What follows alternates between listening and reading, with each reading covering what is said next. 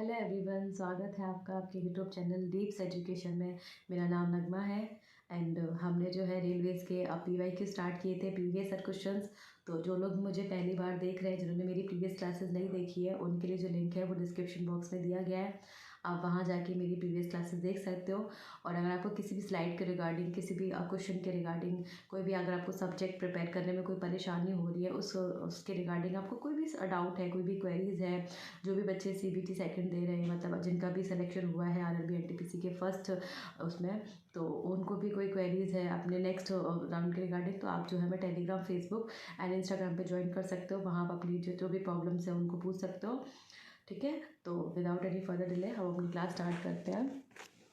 ये हमारा आज का पहला सवाल, स्थायी बंदोबस्ती लागू होने के समय वर्धमान का राजा कौन था? देखो, इसका जो आंसर है वर्धमान का राजा तो तेज चंद था। ठीक है, इसका आंसर तुमको पता चल गया। अब ये स्थायी बंदोबस्ती है, ये है क्या एग्जैक्टली, ये है क्या है ये?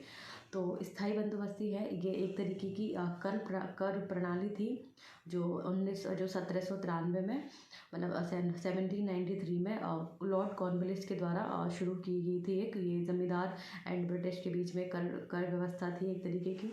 इसमें क्या था, जो ब्रिटिश सरकार थी उन्होंने अपना जो हिस्सा था ना वो फिक्स कर दिया था कि अगर आप जैसे मान लो आप कितने भी कमाओ, बट हमें तो क्या है 20 आपको देने हैं। मतलब जो 20 है वो आप हमें दोगे, चाहे मतलब कितने भी कमाओ। तो स्टार्टिंग में तो क्या अंग्रेज़ों को बहुत अच्छा लगा कि चलो ठीक है, हमारा जो हिस्सा है वो फिक्स हो गया। अब हम क्या अपने आगे की नीति बना सकते हैं, अपनी जो व्यवस्था है उसके संचालन के लिए जितने भी जो चीज़ें हैं वो स्टार्ट कर सकते हैं। उनको कोई परेशानी नहीं आएगी, बिकॉज जब आपका एक अमाउंट फिक्स हो जाता है, जैसे आपकी सैलरी फिक्स हो जाती है, तो आप क्या है जो अपनी जो फ्यूचर प्लानिंग है आप उसके अकॉर्डिंग करते हो। तो अंग्रेज़ों को भी यही लगा कि चलो ठीक है, हमारा फिक्स हो गया हिस्सा, तो हम जो अपनी फ्यूचर प्लानिंग उसके अकॉर्डिंग कर लेंगे। स्थायी बंदोबस्ती ये सबसे पहले स्टार्ट जो हुआ था ये बंगाल में हुआ था, फिर पूरे नॉर्थ इंडिया में इसको स्टार्ट कर दिया गया था, बिकॉज स्टार्टिंग में ये अच्छे से वर्क कर रहा था। बट फिर क्या हुआ, जो ज़मींदार थे वो पहले तो कम कमाते थे, फिर उन्होंने ज़्यादा अर्न करना शुरू कर दिया। वो भले ही चाहे ज़्यादा अर्न करे, बट अंग्रेज़ों को तो उनको उतना ही हिस्सा देना था। तो बाद में क्या है, फिर अंग्रेज़ों को थोड़ा सा नुकसान हुआ था।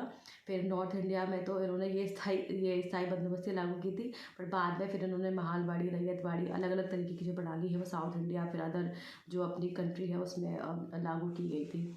ठीक है, तो ध्यान रखना क्या था, एक कर प्रणाली को लेके एक व्यवस्था थी जिसमें जो अंग्रेज़ थे उनका हिस्सा फिक्स था। बस सिंपल सा ये स्थायी बंदोबस्ती हुए है। ठीक है, तो अपना जो इसका आंसर है वो है तेज चंद। और सबसे पहले स्थायी बंदोबस्ती कहाँ लागू की गई थी? बंगाल में, उसके बाद पूरे नॉर्थ इंडिया में। ठीक है, नेक्स्ट क्वेश्चन है अपना, औपनिवेशिक शासन की स्थापना निम्न में से सबसे पहले कहाँ हुई थी? देखो, औपनिवेशिक जो शासन है इसकी जो स्थापना है वो भी सबसे पहले बंगाल में ही हुई थी। देखो, बेसिकली बंगाल में क्यों हुई थी? बंगाल में क्या अंग्रेज़ों ने जो शुरुआत की थी ना, चाहे वो उन्होंने शासन की शुरुआत की हो, चाहे उन्होंने सिंचाई व्यवस्था की शुरुआत की हो, चाहे उन्होंने कर लगाना शुरू किया हो या कंट्रोल करना शुरू किया हो, तो वो बंगाल से शुरू किया था।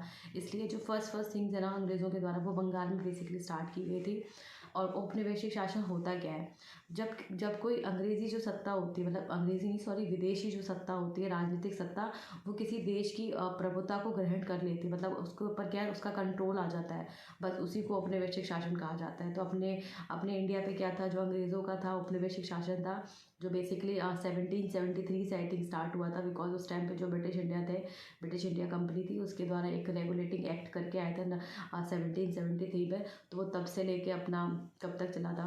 ठीक है, अब तक जब तक देश आज़ाद नहीं हुआ था आई थिंक, तब तक ये चीज़ चली आ रही थी। औपनिवेशिक शासन एक तरीके से था। ठीक है, क्योंकि वो विदेशी राजनीतिक सत्ता थी जो जो हिंदुस्तान पे क्या कर रही थी, राज कर रही थी, अपनी इंडिया पे कंट्रोल कर रही थी पूरा। ठीक है, तो कहाँ से स्टार्ट हुआ था? ये बंगाल से शुरू हुआ था।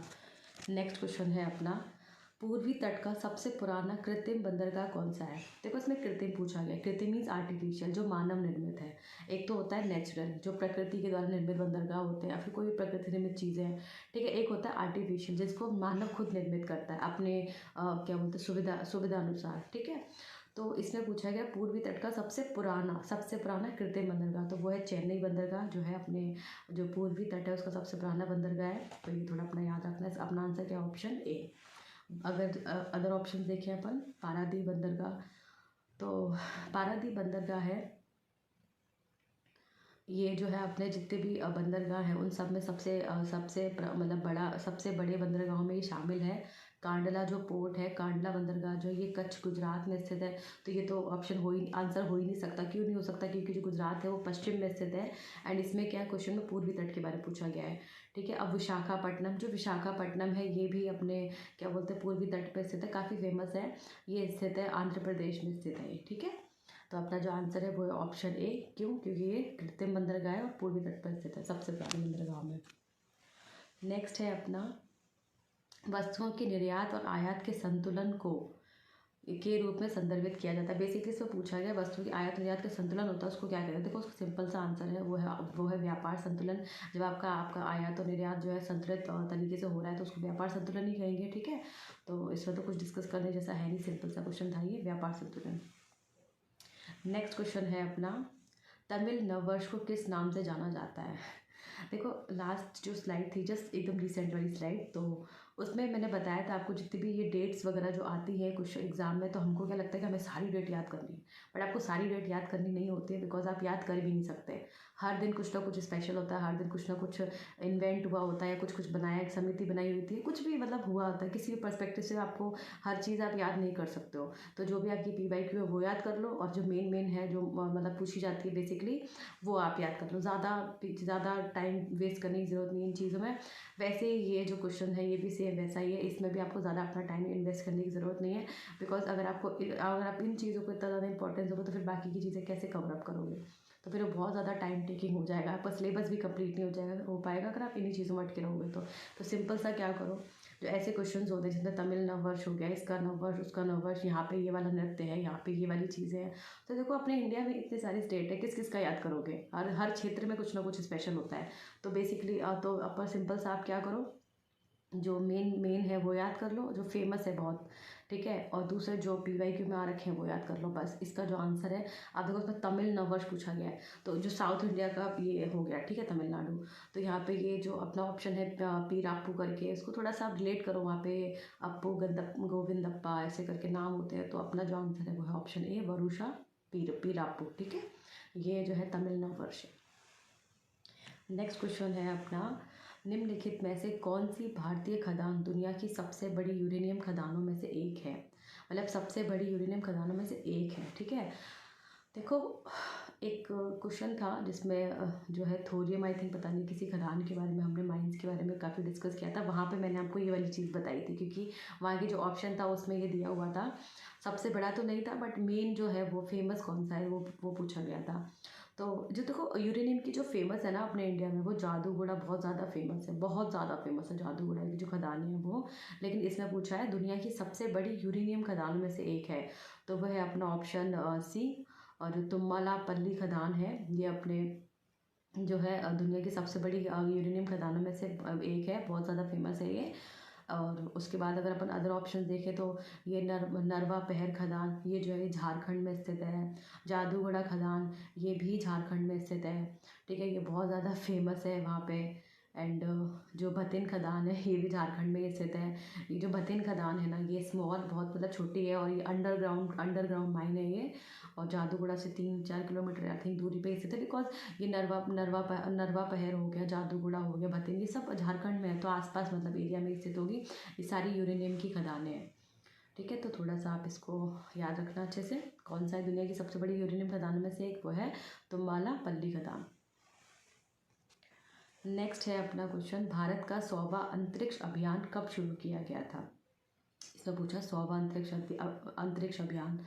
तो ये जो है इसमें एक PSLV-C-21 करके जो था वो प्रक्षेपित किया गया था अपना अंतरिक्ष अभियान। जब 100वां अभियान चला था उस टाइम पर जो सैटेलाइट लॉन्च किया था वो PSLV-C-21 था, और वो लॉन्च किया गया था सितंबर 2012 में। ठीक है। 2012 में, सितंबर 2012 में किया गया था।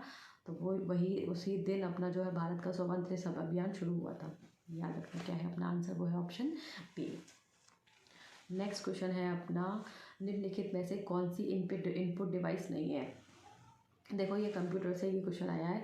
फर्स्ट जो है सॉफ्टवेयर हार्डवेयर। ठीक है। एक पेज लो, इधर सॉफ्टवेयर लिखो, इधर हार्डवेयर लिखो, बीच में लाइन ड्रॉ करो, और जो भी सॉफ्टवेयर है उनको सॉफ्टवेयर में, जो भी हार्डवेयर है उनको हार्डवेयर में, जो कॉमन है उनको कॉमन में लिख दो। ठीक है। दूसरा होता है एक इनपुट एंड आउटपुट डिवाइसेस, उसके लिए भी सेम करो, इधर इनपुट डिवाइसेस, इधर आउटपुट डिवाइसेस, और इनपुट में सारी, आउटपुट में, और बीच में जो कॉमन है वो कॉमन में लिख दो।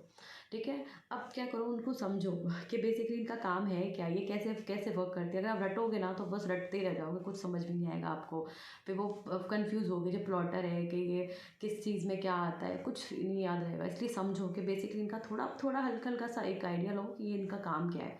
ठीक है, तो इनको ऐसे रखोगे तो कभी कंफ्यूज नहीं होगे। अब इसमें पूछा है कौन सी इनपुट डिवाइस नहीं है, मतलब अगर आपको पता चल गया कि ये इनपुट डिवाइस नहीं है तो मतलब बाकी की जो ऑप्शन में दे रखी है वो सारी इनपुट डिवाइसेज हैं, तो आपको यहीं से 3-4 इनपुट डिवाइसेज याद हो जाएंगे। अब अपन देखते हैं थोड़ा सा। इनपुट डिवाइस नहीं है मतलब अपन कौन सी नहीं है वो बतानी है। टच स्क्रीन, देखो आजकल सब मोबाइल यूज़ करते हैं, मोबाइल सब यूज़ करते हैं। ठीक है, तो अपन क्या करते हैं, टच करके इनपुट देते हैं अपने, तो क्या हो गया, इनपुट हो गया, इनपुट डिवाइस हो गया। ट्रैक बॉल, जैसे जो माउस होता है ना, अपन कर्सर को कंट्रोल करते हैं माउस के थ्रू, तो बस वैसा ही ट्रैक बॉल होता है। ट्रैक बॉल से भी अपन कंट्रोल करते हैं, मतलब बेसिकली अपन क्या करते हैं, इनपुट देते हैं। लाइट पेन, पेन क्या लिखते हैं अपन, तो क्या एक तरीके से लिखना ही, मतलब ये लिख के इनपुट दे रहे हैं, तो ये भी इनपुट डिवाइस हो गया। प्लॉटर, अब देखो जो प्लॉटर है ना, ये अपना इनपुट डिवाइस नहीं होता है। ठीक है, इसमें ये क्या करता है, जो ग्राफ्स हो गए, जो डिज़ाइंस हो गए, उनका क्या एक तरीके से मतलब प्रिंट आउट निकालने के काम आता है। जैसे कि अपन फ़ोटो निकालते हैं, बस सेम वर्क होता है प्लॉटर का। तो ये एक तरीके का आउटपुट डिवाइस है, बिकॉज इससे क्या मिल रहा है, अपन को आउटपुट मिल रहा है, इससे अपन को इनपुट दे नहीं रहे हैं, इसलिए ये कौन सा है, ये अपना output device, option D. Next question है अपना, कंप्यूटर के क्षेत्र में लीफो का पूर्ण रूप क्या है। बेस सिंपल सा इसका आंसर है, वो है last in first out, LIFO last in first out. ठीक है, ये फुल फॉर्म है एक तरीके का। हमने बहुत सारे क्वेश्चन जो है सॉल्व किए हैं कंप्यूटर्स के, मैंने आपको बहुत बताया उसमें कि फुल फॉर्म्स है, उनको आप एक पेज पे लिखो, जितनी भी आई हुई हमने, जितनी भी PYQ अब तक सॉल्व किए हैं वो लिखो, जो मेन है वो लिख लो, सारी जितनी भी फुल फॉर्म है वो तो आप याद कर ही लोगे। अब ज़्यादा से ज़्यादा दो पेज में आपके अच्छे से आ जाएंगी सारी, तो दो एक पेज में आ जाएंगी, तो आप सारी एक साथ लिख के डेली थोड़ा करके देख लो, याद हो जाएंगी, कुछ नहीं है उसमें। तो इसका जो आंसर है वो है last in first out. Next है अपना, लंदन में संपन्न हुए दूसरे गोलमेज सम्मेलन में कांग्रेस का प्रतिनिधित्व किसने किया था। सिंपल सा आंसर है इसका, बिकॉज देखो जो कांग्रेस है उसने सिर्फ द्वितीय जो दूसरा गोलमेज सम्मेलन हुआ था सिर्फ उसमें पार्टिसिपेट किया था, और उसमें भी कौन गया था, महात्मा गांधी गए थे। ठीक है, कांग्रेस की तरफ से। तो अपना जो आंसर है वो है ऑप्शन डी, महात्मा गांधी ने जो है कांग्रेस का प्रतिनिधित्व किया था दूसरे गोलमेज सम्मेलन में। और वैसे गोलमेज जो सम्मेलन है वो कितने हुए हैं, वो हुए अपने 3 गोलमेज सम्मेलन हुए, 1930, 1931, 1932। ठीक है, तो ये 3 बार गोलमेज सम्मेलन हुए हैं।